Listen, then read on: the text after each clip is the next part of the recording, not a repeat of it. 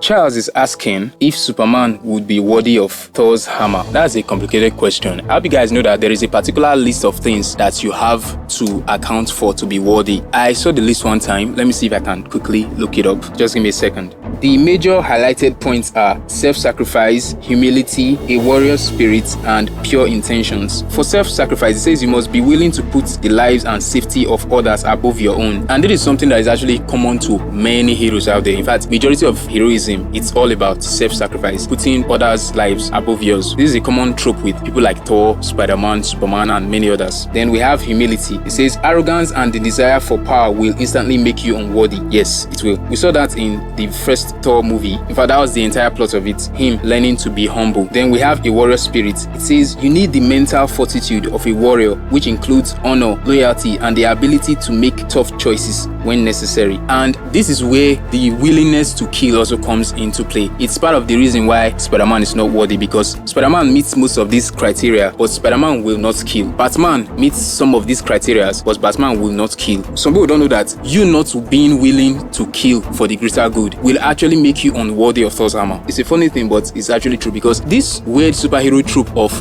you shouldn't take any life, or if you kill, I think Batman made a quote like that, if you kill one murderer, the number of murderers still remains the same, because you've killed one, but you have now become a murderer. You understand? But the thing is, there's something called necessary evil. And another thing I would say, why stop at one? Like the Punisher, we would all agree, if you don't realize that Batman not killing Joker is a stupid thing, then your morality is very, very questionable, because this is the truth of the matter. Being a hero also involves being willing to kill if it is necessary. That is why soldiers are seen as heroes, because they are defending the country. Same thing for the police, although majority of them nowadays are very corrupt. But ideally, the willingness to is a major thing that I've not seen heroes explore enough. If you want to actually be a hero, you should also be willing to make tough choices, which includes killing. And one thing that people don't know is that Superman does not have a no-kill rule. For instance, if you look at Man of Steel, when he saw that there was no other option, he had to kill Zod. Now, many people were saying, why didn't he just fly him off? And if he flies him off, what next? They continue fighting up until the point where Zod finally gets a hold of Superman or defeats Superman and kills him. Or they continue fighting and Superman defeats him. And when Superman finishes defeating him, what does Superman do? Send him to the Phantom Zone. There is no technology to do that. What would he defeat him with? Kryptonite. There is no kryptonite as far as he's concerned at that time. So Superman really had no other choice, and that is why he ended Zod's life there. It's not that he couldn't take Zod and fly him off, but he now realized that there was no way out of it. One of them would die. Zod said it himself.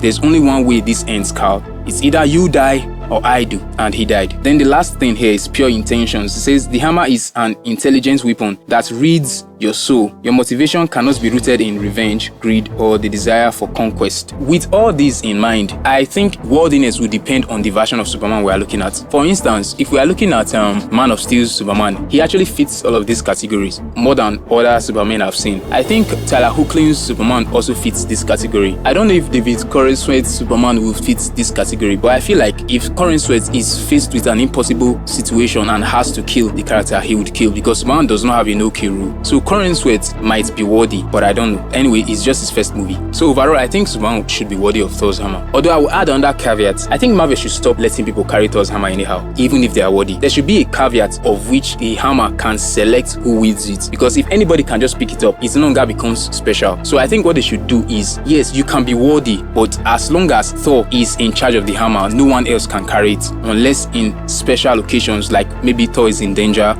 or the world is in danger and Thor is not available and the hammer needs to choose someone else to use it. I think that's what they should do. They shouldn't just make it something that anybody can just carry. I think they should do it in a way that even if you are worthy, because if we are to be honest, many characters would be worthy according to these things. I hope that has answered the question. Superman should be worthy of lifting Thor's hammer.